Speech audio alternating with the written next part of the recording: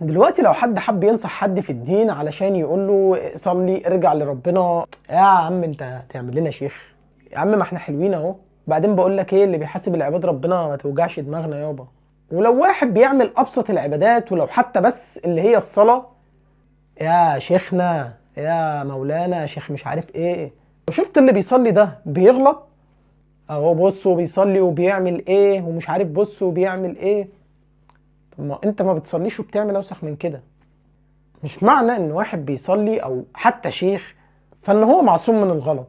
كلنا بنغلط، بس المشكلة الحقيقية اللي انا بقيت اشوفها ان الناس حتى القريبة من ربنا بقت تخاف تكلم الناس في الدين، عشان هجوم اللي اسمهم مسلمين على الناس اللي بتتكلم في الدين، لمجرد انه بينصحك.